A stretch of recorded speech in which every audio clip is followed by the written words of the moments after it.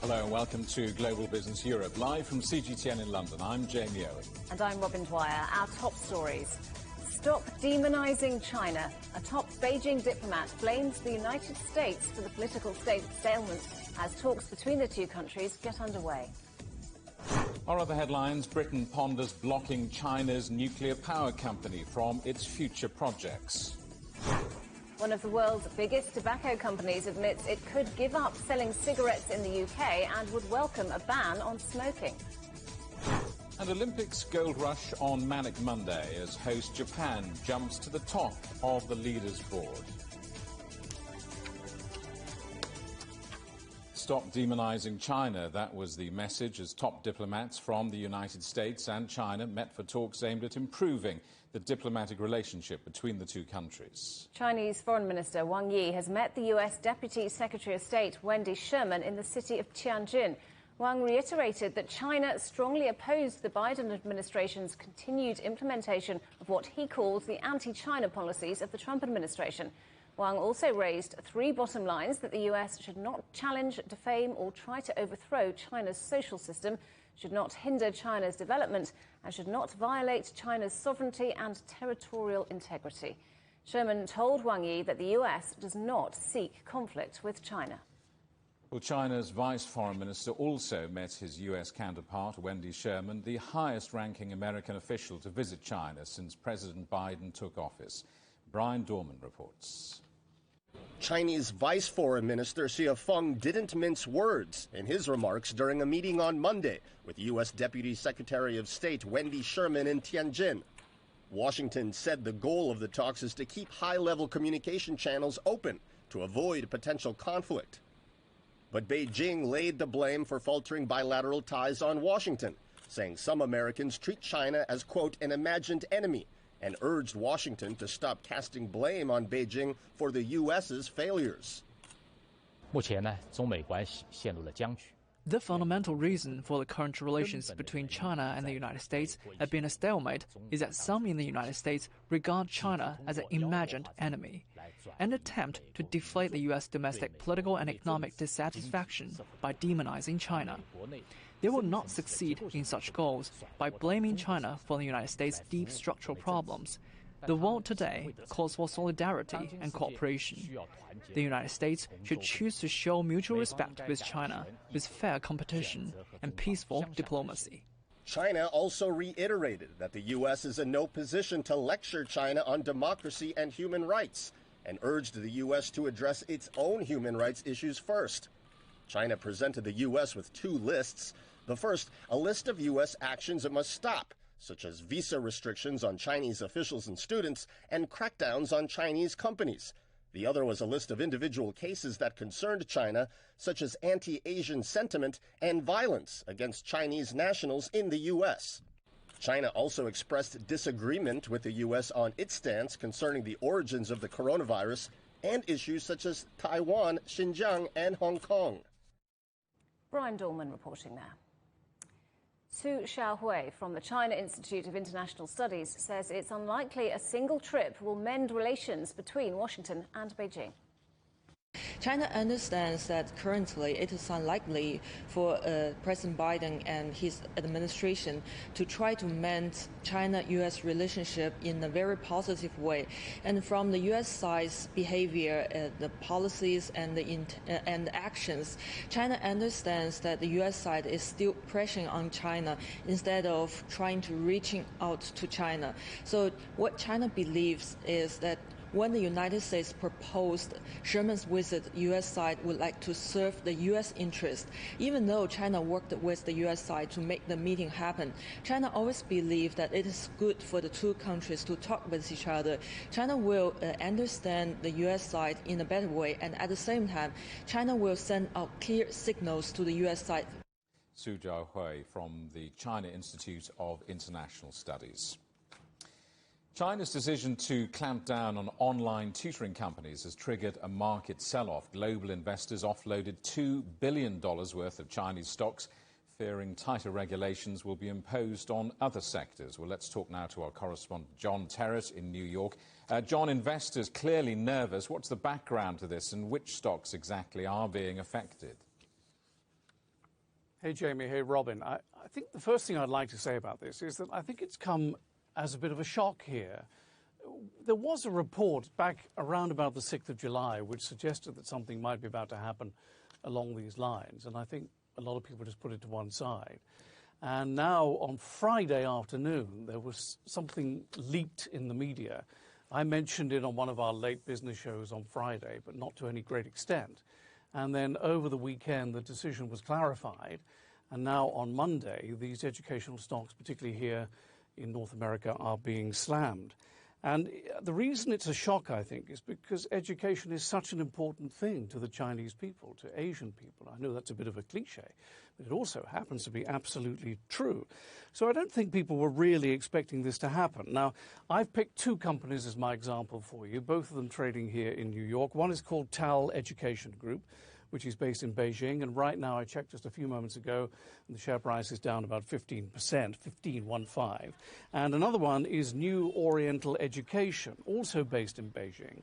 And their share price is down about 25% at the moment. And I believe those stocks are off their worst for the day. I think earlier in the day, they were down more like 30%. And what it means is these companies will no longer be able to make any substantial profits, and they won't be able to raise money on any of the exchanges around the world. And of course, as you would expect, and indeed as happened on Friday, the other Chinese ADRs, the American depository receipts that trade here in North America, but are Chinese companies, have been affected by this. And I've got Tencent here as an example, which was down 7% in Hong Kong trading a few hours ago and is now down by just over 7% here in New York. And of course, this follows on, this education targeting follows on from the situation that we've seen over recent days involving the techs, and in particular Didi, the global ride-hailing service, which is really, of course, we think of it as a car company, but it's really a technology company. That's what it is. And Didi shares earlier on today were down 1/3 at $8.03. Remember, they started trading at $16.16 a couple of weeks ago. Right now, they're actually up 1% at $8.17. But Didi is basically down, because of all this, by half since it came to market just over 3 weeks ago. And unsurprisingly, New York investors are very, very nervous and very wary about this. It makes them very wary about China. And some Chinese ADR IPOs have been cancelled, and there's talk of others being cancelled. So it's all very uncertain. And of course, it follows on from your earlier report in the program of those talks in Tianjin in China involving Wendy Sherman, who is the number 2 at the State Department.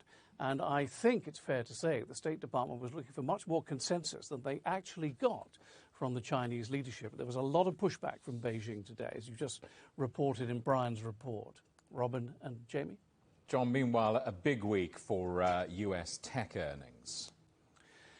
Yes. Well, slightly happier topic, this, I think. Yeah, this is one of the biggest weeks. I think actually it is the biggest week for the S&P 500 companies reporting their second quarter earnings, most of them are second quarter earnings anyway, in New York this week. Tesla tonight, Monday.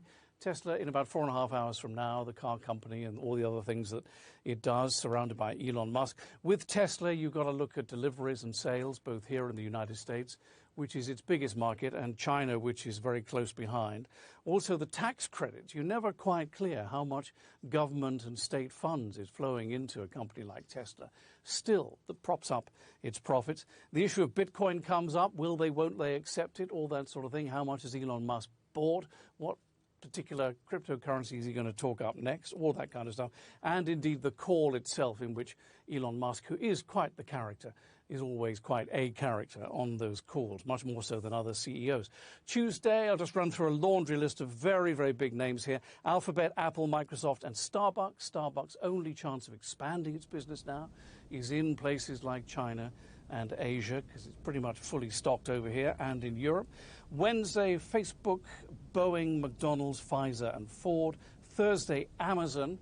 And today, Amazon, just by mentioning the fact that they might maybe just one day be thinking of going into cryptocurrencies themselves and accepting them, that pushed Bitcoin up to $40,000. It's since slipped back to $38,000. And on Friday, not technology, but Caterpillar, which does a lot of work in China, and Exxon, the giant oil company. So that's the week ahead. It's going to be a busy one, guys. We'll be talking to you throughout the week. John Terrace in New York, thank you very much. You will. China's foreign ministry has called on Britain to provide an open, fair and non-discriminatory environment for Chinese companies. It follows reports that the UK is considering removing China's state-owned nuclear energy company from all future power projects in the UK. Let's talk now to our correspondent, Naweed Jabakul. So, Naweed, what's the reaction? Yeah, sources close to the UK government have confirmed the reports first seen in the Financial Times that Britain's government is looking at reviewing China General Nuclear from barring it from future energy projects in the country. Now, if that does happen, two projects in particular will be impacted. One of them is called Sizewell C, a almost $28 billion nuclear power plant being built on the east coast of England. It's not just CGTN involved in that, but French energy firm EDF as well.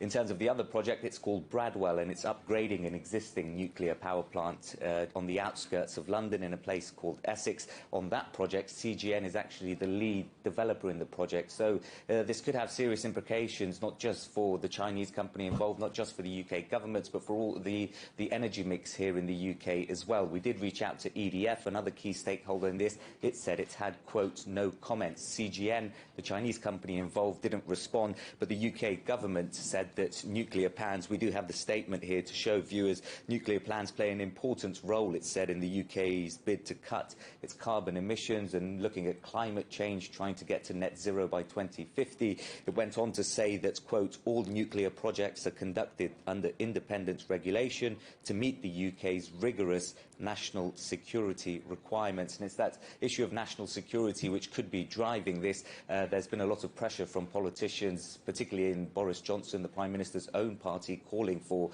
sensitive parts of the economy to be protected from investment in China. But that didn't go down too well with the Chinese government. The move has led to concerns, really, in Beijing about the future of Chinese investments in the country. Here's what the Foreign Ministry had to say. I noted the report. I would like to say that China and the UK are important partners in trade and investment to conduct practical cooperation following the principle of mutual benefit and win-win results serves the interests of both. The British side should provide an open, fair and non-discriminatory business environment for Chinese companies. And this isn't the first time we've seen this with Chinese companies in the UK after a chilling of relations between London and Beijing. Yeah, and there is some indication. We heard from John there about the impact on businesses in the United States, for example. There is some indication that political tensions between London and Beijing could be impacting the business community as well. It's something that the recently arrived ambassador here in the UK said he wanted to try and mitigate and turn the tide against. But in terms of looking at Chinese companies here, the most notable one was probably Huawei, the telecoms giant. Last year it was given a limited role in the UK's 5G networks. A few months later it was told that it would be banned and that all its existing 5G infrastructure would have to be ripped out by 2027. The UK government said that again was on national security grounds, something that Huawei strongly denied. But more recently, this has been in the spotlight as well over the UK's largest microchip manufacturer, a company in Wales called Newport Wafer Fab.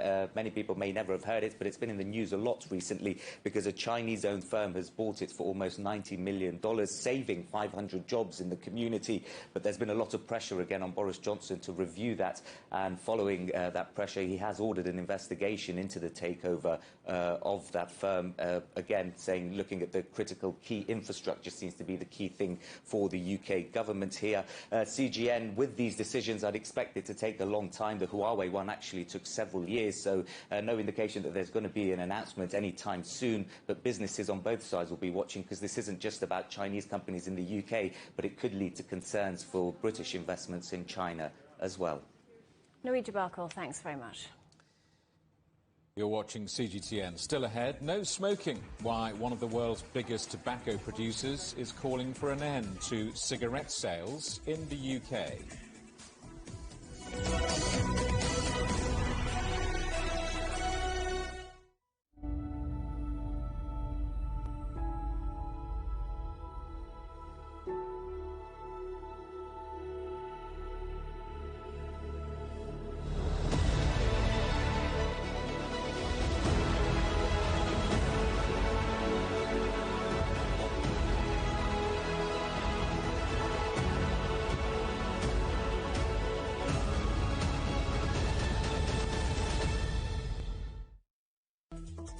Search CGTN Europe wherever you get your podcasts to subscribe to The Agenda podcast. The Agenda with me, Stephen Cole, always gets to the heart of the story.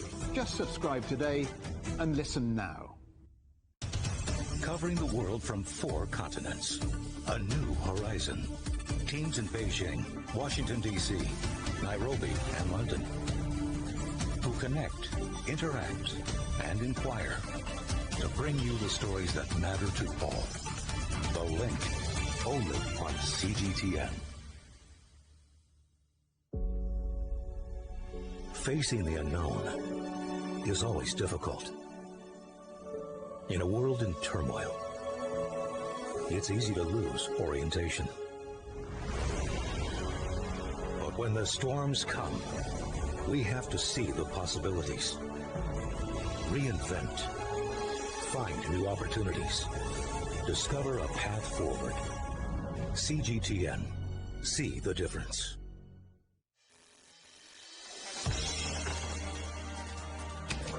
The world has changed under the pressure of the pandemic. For many of us, life is returning to some kind of normal.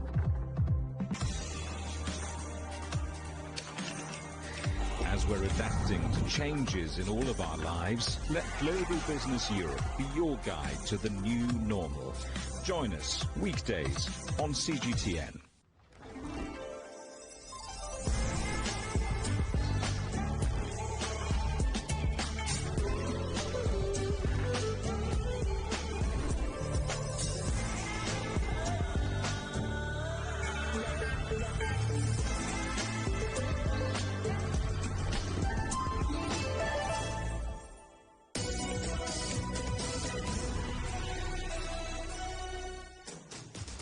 Welcome back to Global Business Europe.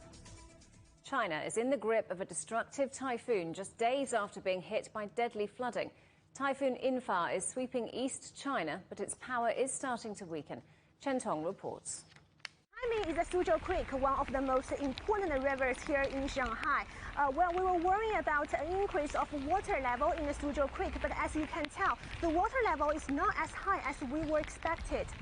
We know Typhoon Infa made its second landfall in the coastal area of Zhejiang this morning, but since this morning, Shanghai has been doing fine.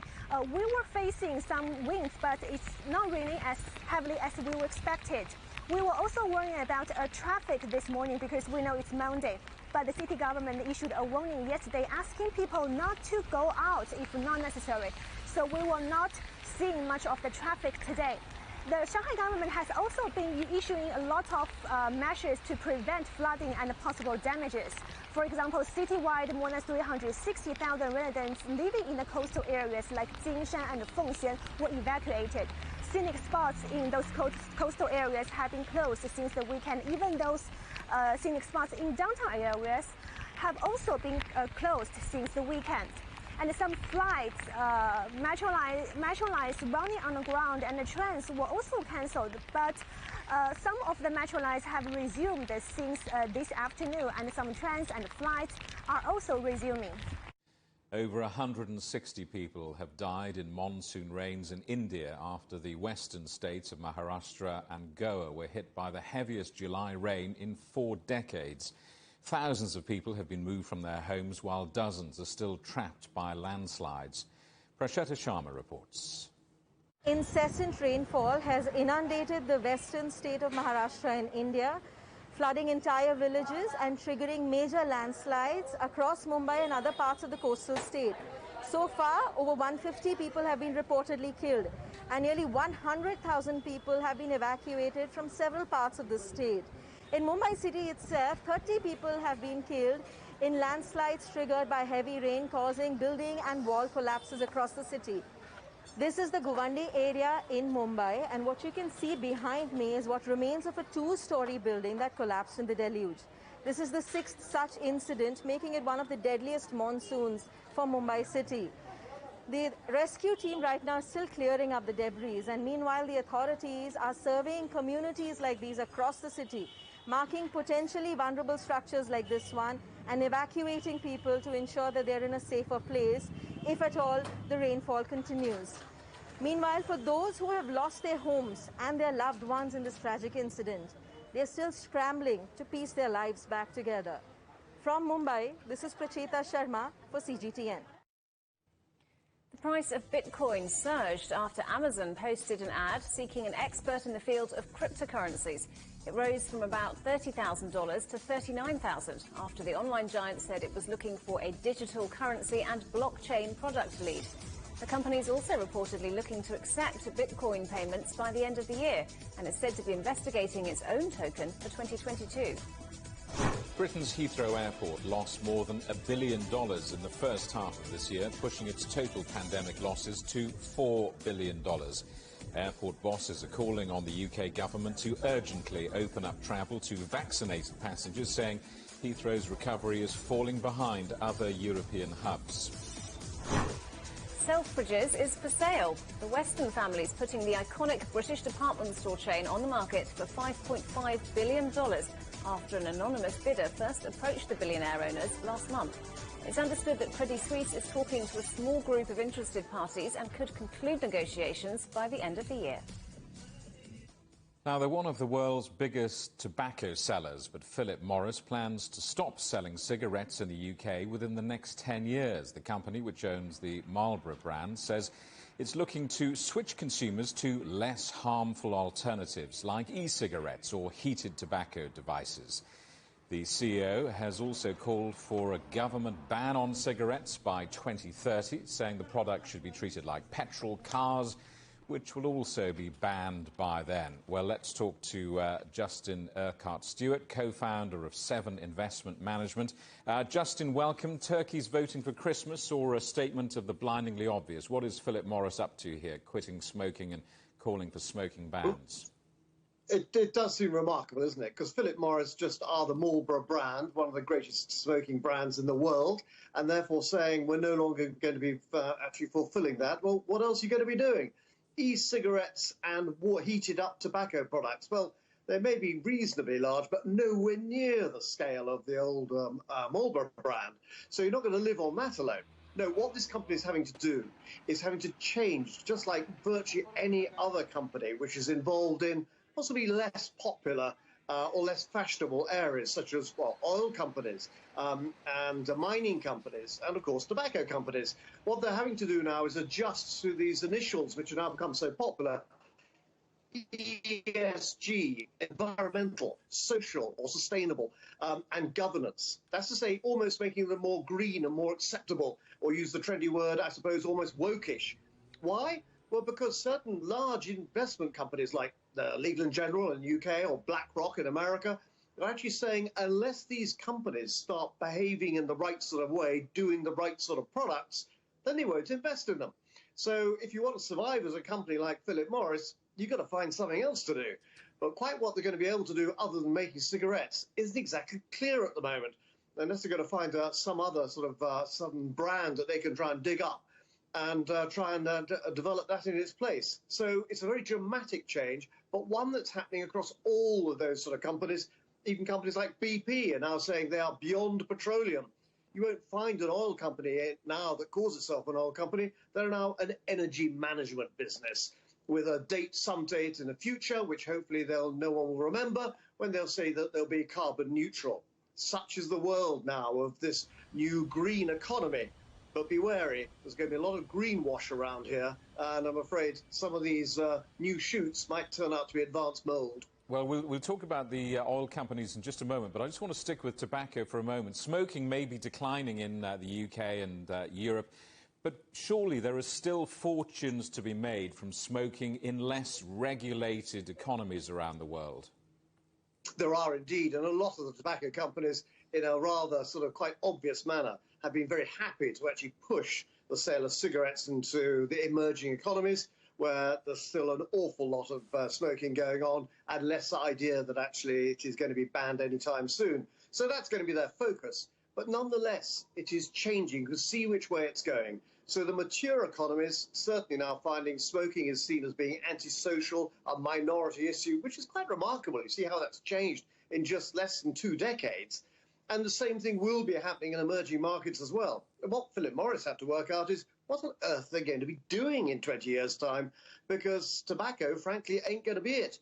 But again, you go back to those oil companies, you'll find they're in the same position. In 100 years' time, who's going to want oil? Well, as you mentioned earlier, it isn't just tobacco companies appearing to clean up their acts. As you say, oil companies are greenwashing themselves and renaming themselves energy companies. Do you think these companies are leading or following? Well, the wise ones are trying to lead it and therefore trying to influence which way it's going. But they've already realised this has changed, and certainly this is something I've seen with investment clients as well over the past 5 years. 5 years ago, I had a sustainable fund set up nearly 20 years ago, and it wasn't very popular then because it was seen as a minority interest. Now, you go 5 years back, and it was beginning to change. Now it's changed very dramatically. A lot of people want their portfolios to be seen to be acceptable, running with governance, with decent businesses run in the right way, with the ones which are socially acceptable and doing the right thing. And with all of that, of course, there goes this issue of being green as well. But you're quite right. There's an awful lot of greenwash going on here. So cynicism, I think, is directly required when companies saying that they're actually going to behave in the right way. Well, I'm afraid when it comes to certainly financial services, some of them have a nasty habit of not exactly behaving in the right way. And a technical term I think we use for it sometimes in London is lying. I couldn't possibly say, but perhaps if you take this to its logical conclusion, we soon stop investing in clothes, trainers, anything shipped from the other side of the world, or any food that might make us unhealthy, and fat, burgers, sugary drinks, alcohol perhaps. Where does ethical investment draw the line on treading lightly on our health and the earth?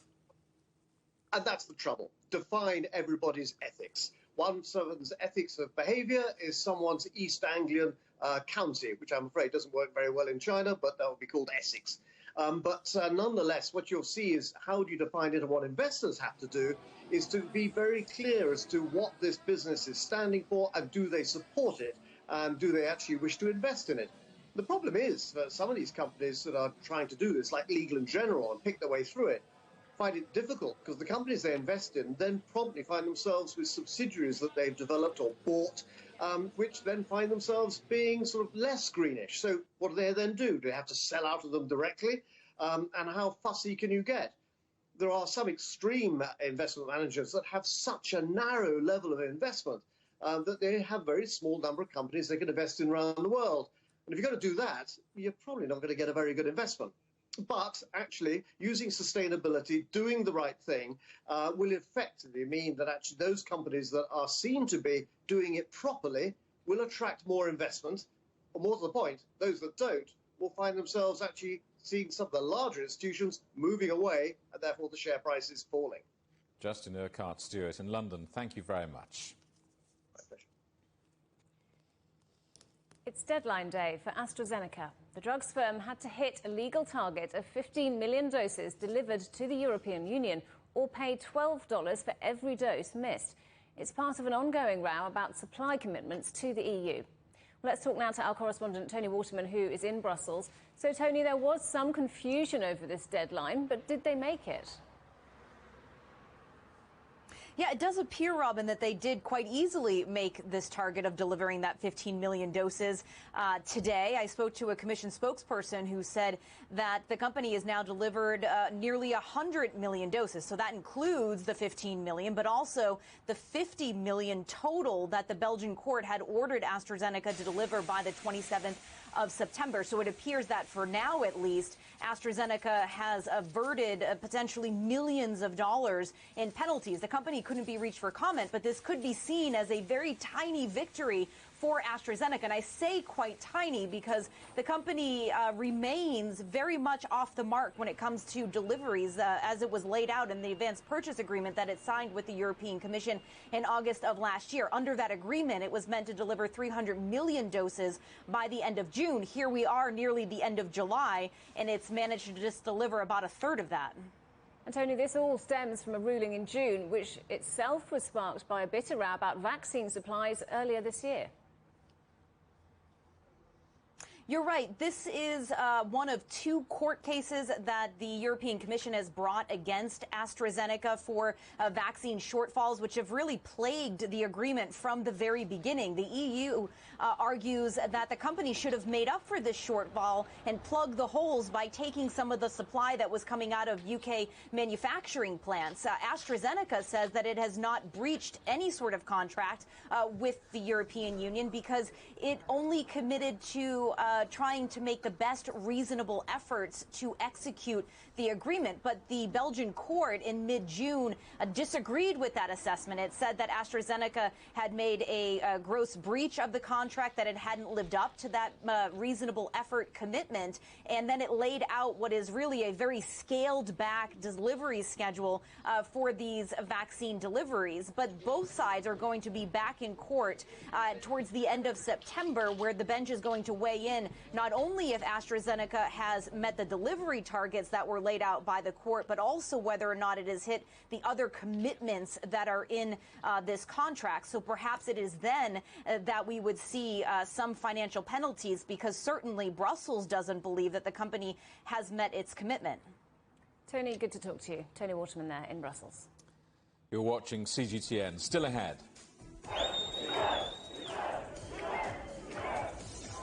Testing times in Tunisia. The president sacks the prime minister and suspends parliament following violent anti-government protests.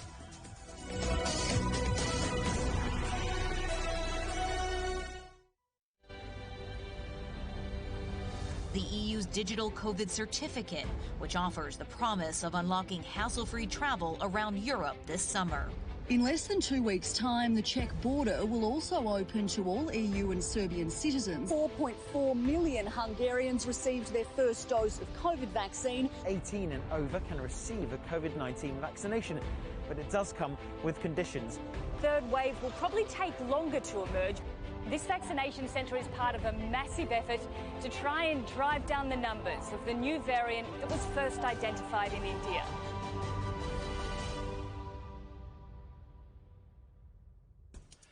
On the agenda with me, Stephen Cole, we look up into space.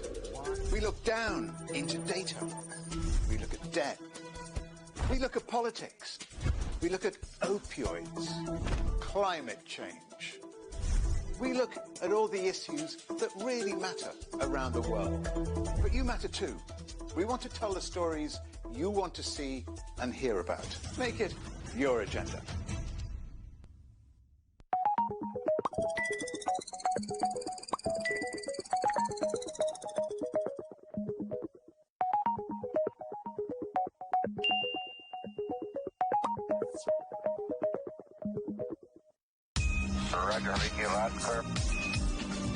We can try out the wild and crazy ideas. Nothing can stop an idea whose time is coming. This idea is coming. I actually feel quite comfortable in isolation. We should all be very basic when we're trying to save the world. Oh, we hope it will happen. We have to live in hope. The agreement is signed. But what is the real deal now the UK has left the EU? For trade, for business, for the city, for ordinary people. Make sense of Brexit with CGTN.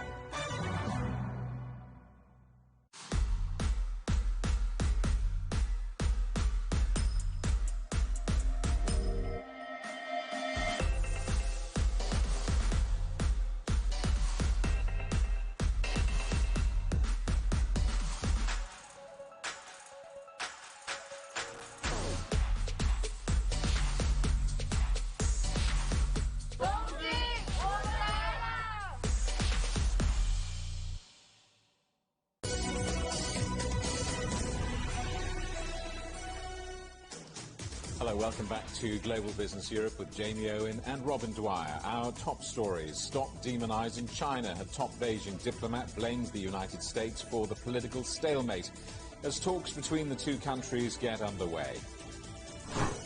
Britain ponders blocking China's nuclear power company from its future projects. And one of the world's biggest tobacco producers admits it could give up selling cigarettes in the UK and would welcome a ban on smoking.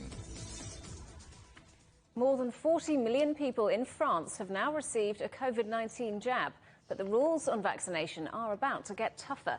Parliament has approved a bill requiring all health workers to be vaccinated and making health passes mandatory to enter restaurants, bars and trains. Ross Cullen reports. Well, ministers have been urging the public to get the COVID-19 shot, and there has been a surge of people going to get vaccinated in France, meaning that the country has now passed that 40 million mark that it originally wanted to reach by the end of this month, so hitting that mark early. The president proposed obligatory COVID-19 jabs for healthcare workers, and that measure was passed by Parliament on Sunday, along with the Health Pass plan. Now that requires people who want to go to a bar, restaurant, cinema, museum, sports centre and many other public places to prove that they have either been vaccinated or have recently tested negative for COVID-19 before they can go inside.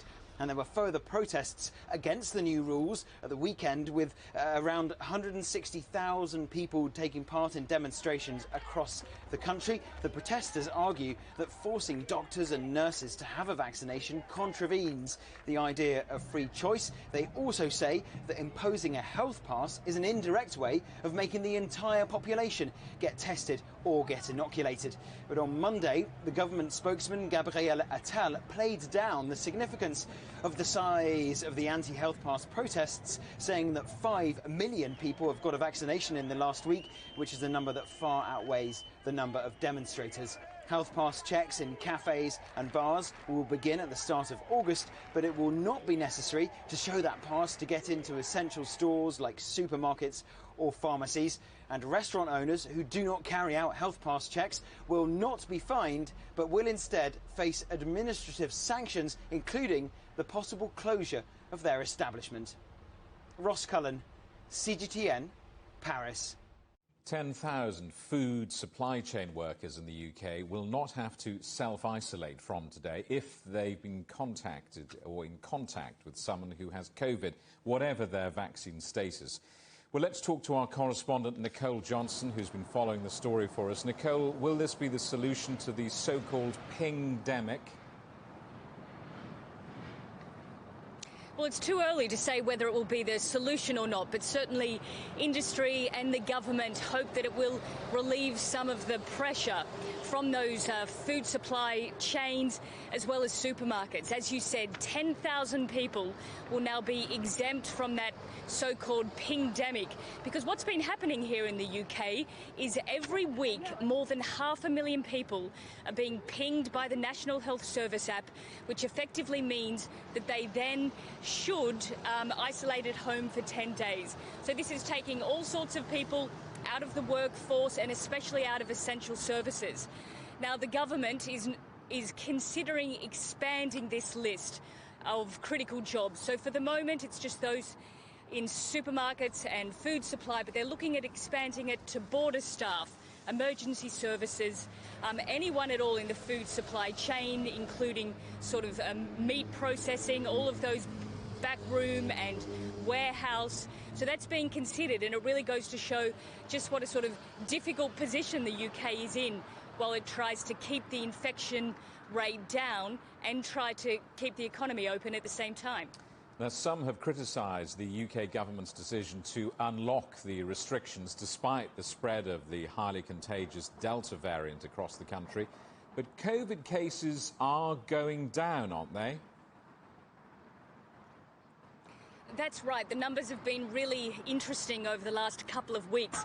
We had those forecasts that numbers would hit 100,000 a day. They got up to around 50,000 a day, which was really very alarming. But over the last 5 days, they've dropped back to around 30,000 new cases a day. Now, that's not entirely unexpected. The numbers had started to plateau in June, so there isn't a great deal of surprise, but certainly people and epidemiologists are saying that it looks as though it's going in the right direction.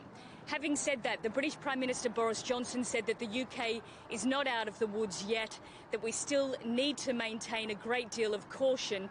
And the real question, though, is what impact will the full reopening that we had 2 weeks ago have on society? So we've had the full opening of the economy, and scientists are saying that they won't know until this Friday what impact that has had on the numbers. And then, of course, there's still a long summer to get through, and the big concern is what will happen in terms of new infections in the autumn when people start to head back inside, the weather's not as good, and the Delta variant gains an advantage once again. Let's talk about the bill for all of this. New reports on the economic cost of coronavirus. What are they saying? Well, we know that the COVID pandemic has cost the British government more than $500 billion. But what's been interesting out of a couple of these reports is how much money has actually been wasted. So some $34 billion, they believe, has been wasted in fraudulent applications as people apply for business assistance and for loans. There's also been billions of dollars wasted in buying the wrong type of personal protective equipment, some of it being faulty or not arriving at all sorts of contracts that didn't quite make sense or didn't quite work. So there's a great deal of concern about that, but also the long-term cost for the British government and for the British taxpayer. The government now has a debt of $3 trillion. That's the highest debt level it's been since the 1960s. Nicole Johnson in Westminster, thank you very much. Britain's Chancellor Rishi Sunak will be hoping that a rise in consumer spending will boost the public purse and help keep the country's borrowing down. Patrick Minford is Professor of Economics at Cardiff University. I asked him what the significance of the UK's debt load actually is. Well, it's about 100% of GDP, which is actually about half what it or less than half what it was after the Napoleonic Wars and also after World War II. Of course, it's very like war debt, and it's no cause for panic. And basically, these large debts get paid off by growth in GDP and also inflation. And that's what happened to the previous big debts. They get gradually paid off over time. The debt ratio comes down over time, and there's no question of suddenly trying to pay them off and going into huge repayment mode. That would be really stupid to do because it would crush the economy. And it's really important to bring the debt ratio down. You need to really encourage growth and get the economy to grow. So the urgent need at the moment is for a policy to be supportive of growth through supply-side reforms and regulative reforms and actually also tax cuts, which will pay for themselves over time. Well, some UK lawmakers, though, are saying that taxpayers will be facing the costs of COVID for decades. Well, I mean, this is just nonsense. I know that these bodies, like the Office of Budget Responsibility and the Public Accounts Committee, were set up in order to be thoroughly gloomy and depressing about the public finances. That's their job, But it doesn't mean that we should take any notice of them. The truth is we need policy to support the economy and to get growth going. And that's what creates welfare for the citizens of the UK economy. Not sort of go into your shell and just raise taxes to pay off debt. This is really stupid policy, very, very short-termist. A rather more positive prediction, though, from EY's Item Club, suggesting the UK economy will be back to pre-pandemic levels by the end of this year. Do you see that happening? Yes, I do. I think the latest EY Item Club forecast is about right. I mean, we have a very similar figure. Fundamentally, there'll be a bounce back of about 8% this year, another 8% next year. And that's really important to put this whole debt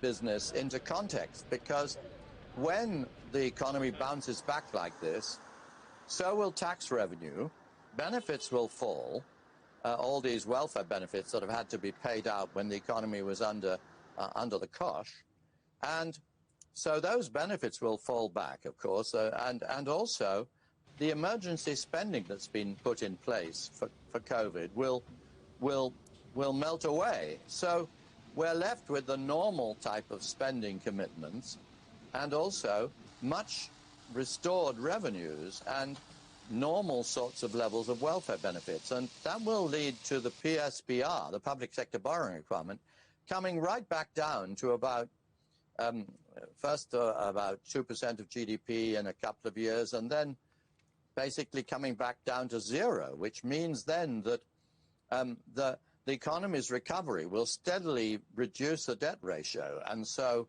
that will be very sustainable.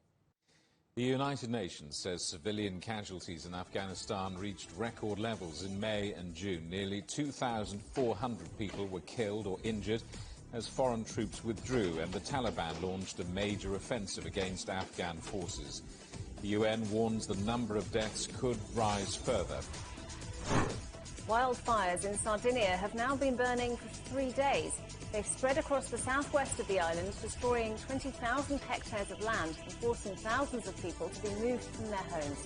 Firefighters have been battling the flames, but the Italian government has asked the EU to help. Kidnappers who seized 121 students in a school in Nigeria in June have released 28 children, according to school officials. But 81 students remain in the hands of the attackers, who've asked for food and ransom to free the hostages.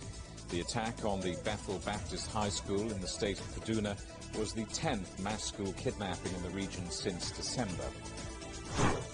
Former Lebanese Prime Minister Najib Mikati has been named as the head of government once again with the support of major parties. His appointment comes 11 days after Saad Hariri resigned as Prime Minister designate following months of political deadlock. Mikati now faces the challenge of forming a viable government to tackle the country's crippling economic crisis. UNICEF and Sinovac have signed a long-term agreement for the supply of the Coronavac vaccine on behalf of the COVAX facility. The deal means UNICEF will have access to up to 200 million doses of the jab for participating countries and territories. It's the 8th supply agreement the group has signed for COVID vaccines. Tunisia's president has dismissed the government, including the Prime Minister, and suspended Parliament in one of the country's biggest political crises since the 2011 revolution. This follows violent protests over the government's handling of the pandemic and the economy. Our correspondent Adnan Charachi reports. The head of state lifted the immunity of members of parliament. He ordered the National Army to protect government buildings as well as the public radio and television in the capital city Tunis. The Constitution stipulates that the President can take necessary measures in this situation in order to save Tunisia, to save the Tunisian state and its society. We are facing the most critical moments in Tunisia's history. These moments are the most dangerous. We'll not allow anyone to mess with the state. As tens of thousands of people celebrated the president's decision, Qais Said warned that the military and the security forces will intervene anywhere to protect the population. I warn all those who are attempting to hide and resort to arms. We will not be silent if anyone defies the state and its symbols. He who fires one bullet will be met by our armed military and security forces with a hail of bullets. The Tunisian army prevented the Speaker of Parliament from entering the Parliament building in the early hours of Monday morning. Rashid Ghannouchi called on Tunisians to take to the streets to defy what he described as a coup. Today we are facing a coup which wrongly claims to use the Constitution. The law does not authorise the President to order the dissolution of Parliament. Even the emergency law does not give the President all of these powers. Tunisia's president sacked the prime minister and suspended parliament after violent mass protests nationwide on Sunday. Anger over the government's handling of a massive recent spike in COVID infections and deaths has added to general unrest over the nation's economic and social turmoil. Following President Said's meeting with military and security commanders, a nationwide state of emergency has been extended until the end of January 2021. Parliament Speaker has called on political parties and civil society activists to defy the president's decisions. Adnan Charachi, CGTN, Tunis. You're watching CGTN. Still ahead, Japan wins more Olympic gold, with a skateboarding schoolgirl among those on the podium.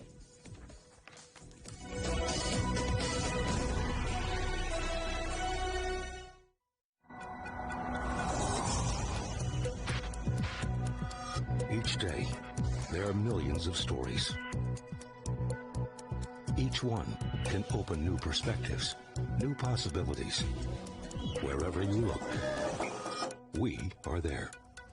To see, discover, explore. We put the pieces together to find what really matters to you. All around the world, all around the clock. Our reporters are at home across the globe.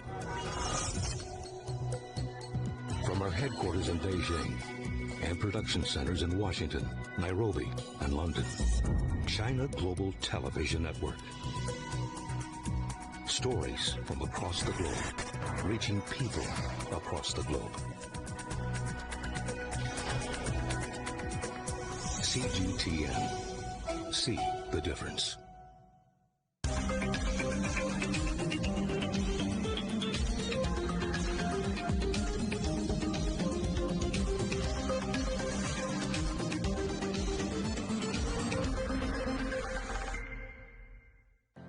Mari, what would you say is a good question? Stephen, I'd say it's one where there's always more than one answer. The Answers Project is a new podcast series from CGTN Europe. With me, Stephen Cole. And me, Mari Beveridge. In each episode, we'll take a complex question. And with the help of some of the world's foremost experts, shine light on some of the answers. So join us for The Answers Project. Available wherever you get your podcasts.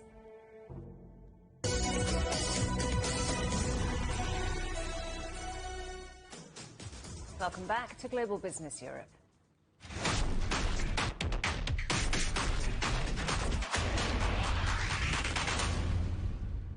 It's been described as Manic Monday, with a gold rush at the Olympics reshaping the leaders' board. Japan now heads the medal tally, the team boasting 8 gold, 2 silver and 3 bronze.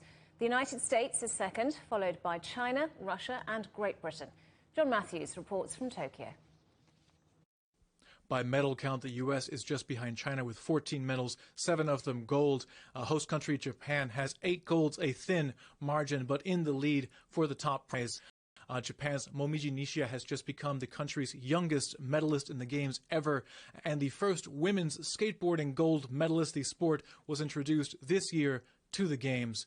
On the table tennis side, the end of the day spelled upset for the Chinese team, losing 3-4 against the Japanese side in mixed doubles. China had won 28 of the last 32 gold medals since the game was introduced to the Olympics in 1988. Elsewhere in the games, the Dutch rowing team has agreed to self-isolate after 3 members of the delegation tested positive for COVID-19. They will hit the water again on Wednesday. A typhoon, or now downgraded to a mid-grade tropical cyclone, is scheduled to make landfall Tuesday and has forced cancellation and postponements of a few events. Tokyo itself has reported more than 1,400 COVID-19 cases as of Monday. That is the highest for a Monday in history. We're also concerned about a rising rate of positives, positive testing. We're at nearly 15%. Anything above 5% is generally considered to be high risk of rampant spread. So currently, caseload numbers could be higher than are indicated. John Matthews, CGTN, Tokyo.